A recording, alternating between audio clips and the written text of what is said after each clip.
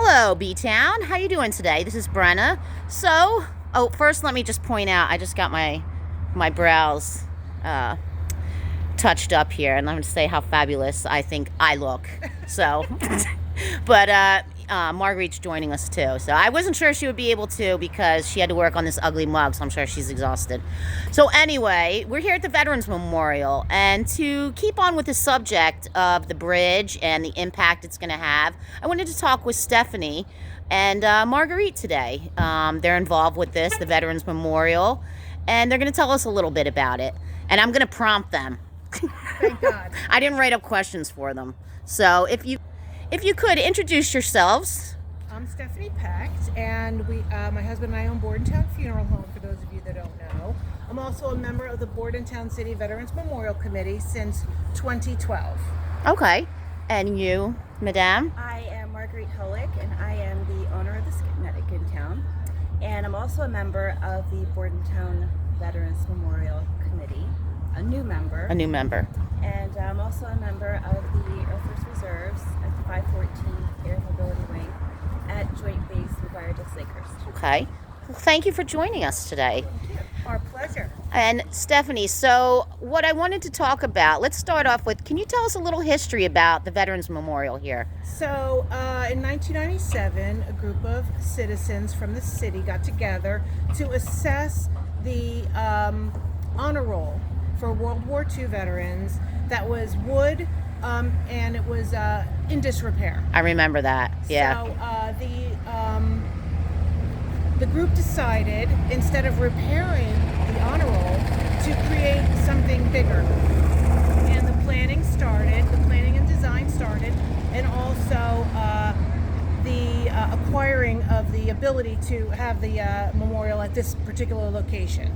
So it was dedicated in 2011, and it needs some repairs, and we're also concerned about the tentative bridge repair. Oh, of course, yeah. That would cause the memorial being disassembled, stored, and then possibly reassembled, but not in our original Not design. as lovingly either. No, I mean, you definitely guys, not as lovingly. you put a lot of TLC into this place, all Absolutely. of you know. And so did all of the people that they donated money, they've donated benches, they've donated the pavers. So there's a lot of time, money, and volunteerism, hours involved in what you see now. Now, you said you're involved with the Veterans Memorial. Mm-hmm. How did you? What made you want to get involved with that? Ellen Werman. Ellen. Ellen. She had suggested to them after a committee spot opened up, and I was asked to join, and I happily accepted. Nice.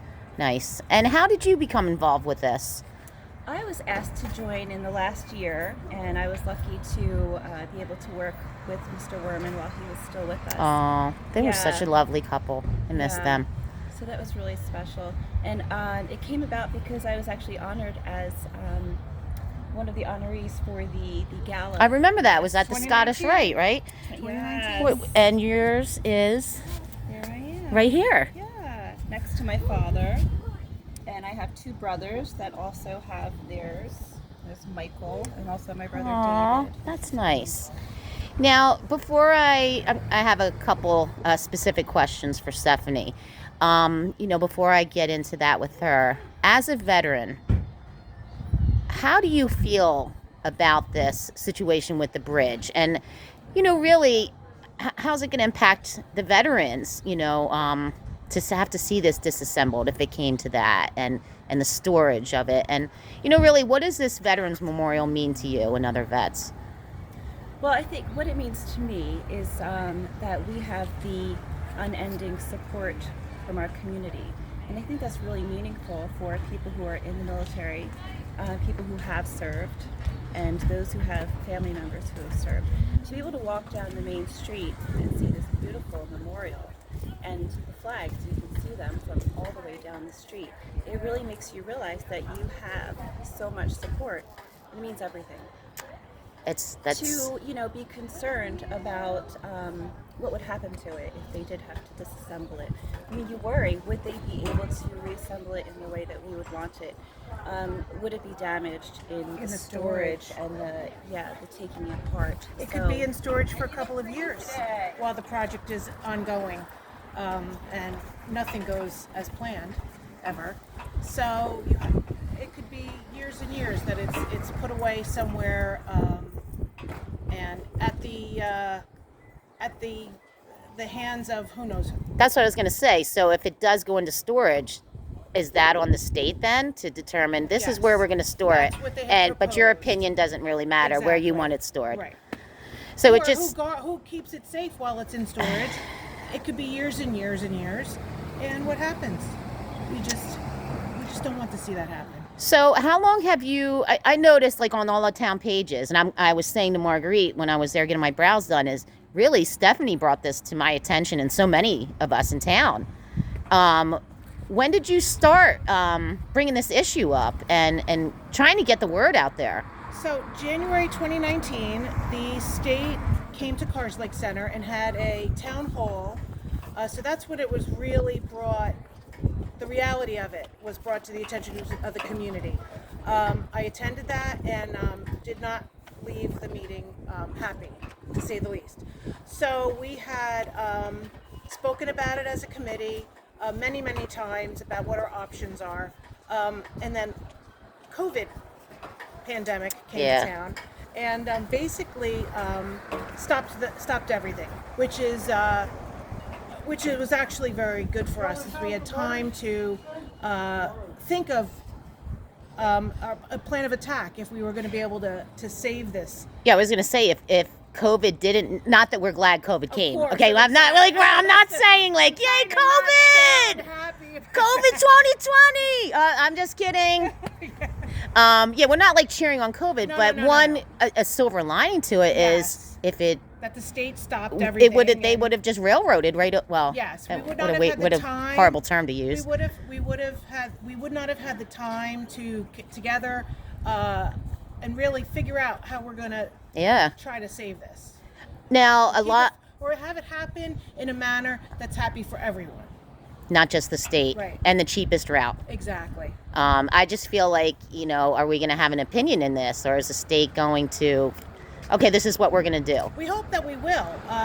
There is an organization called SHPO, which is the Historic Preservation Office of the state, and they could have something to say about it if we plead to them about the importance of this, not only militarily, but also as a community resource of what Bordentown What it means to us. Yeah. I mean, this and is for the like veterans of our city. one of the most important places in town to me. not I only- come sit here every day. This memorial is especially important for many reasons, as is the bridge located underneath. These are two very important parts of this city that need to remain intact. They do. Now, one big question I keep hearing from people is, what can I do? Okay, good question. Contact me at robswife1@verizon.net or call me at the funeral home. I'm starting to gather a list of people within the community or outside of the community that may have fabulous resources, whether it's historical or military, and we're going to, at some point, the city administration is going to use those people for letter writing campaigns or petition campaigns, or anything else that they may see that could help. I think that's a really important point here, is a lot of people feel like, well, who do we contact? What can I do? Can we save it? Yeah, there's still a chance. Absolutely. So it's not time to give up. It's time to in the first stages of the planning. So we can stop it. Absolutely, yes. But we need more voices and we need more numbers. Yes. Okay. So can you give us your email one more time and your contact info, just because I want to stress this to people. It's robswife1@verizon.net, and the funeral home number is 609-298 0128. All right. Thank you so much for that information, because Oh, it's my that's pleasure. that's one of the questions I keep hearing. Is there anything else you'd want to let people know about? Oh, somebody said you had a petition going too. We don't have the petition yet. Okay. The petition is being created. Okay. So we'll need people to distribute it. We'll need people to sign it. And we also need other ideas. You know, we don't know every way to save a bridge or a memorial. So maybe someone out there has other ideas. We know what, we got a lot of smart, talented people in town who could Absolutely. really add to this with their knowledge and experience. Thank you, Brenna, for getting the word out as well. Oh, you're welcome. You're welcome. Really, I just wanted to do something about my brows today, but since you're here, and thank you, Marguerite, for speaking for the veterans about this is an important symbol in town, and it's an important place that we come to remember the people who fought for us. Absolutely. Absolutely. And just knowing that it's here, I want all of our veterans to always know that their contribution is so valued and appreciated. It So is. We're going to do whatever we can to make sure this is. I'm sorry, I'm going to choke up a little bit here. Getting Aww. misty. I'm a little misty. Aw. Well, ladies, I want to thank you, Thank you. for speaking to me today. And Stephanie, I want to thank you for getting this ball rolling. Well, I had my initial thought was to contact railroad organizations. Okay. I know that there are a lot of them out there. And I didn't really hear from them. I'm wondering if the groups are not meeting because of COVID, or Such weird times, yeah. exactly. So you don't know exactly who is who's out there to contact, especially in volunteer organizations. Yeah. So the next best thing was to call the papers. So That I was just smart. Let them know. I let them know what the tentative plan was, and that we are here to answer any questions they might have. And 3 publications have already published stories. That's awesome. I've seen the articles. So you did a great job. Oh, thank you. You really did. I'm not doing it for me. I'm doing it for the veterans. Hey, they're the best ones out there. Right? All right, ladies, thank you so much for speaking to me today. Thank And, you for coming out and, for hearing what we got to say. yeah, and for letting the town know that, hey, this is a fight we all need to be in. Fight like a veteran. That's right. That's a good, hey, that's a good slogan there. It sure is. All right, so this has been Brenna. You know, like they said, this fight is not ended. We still have a say in town. We need the voices and we need the numbers. So as you said, Stephanie, she gave you her contact info. Hit her up. Let's get an organization here. Let's get organized. And let's fight like a veteran for our Veterans Memorial. Have a good day, B-Town.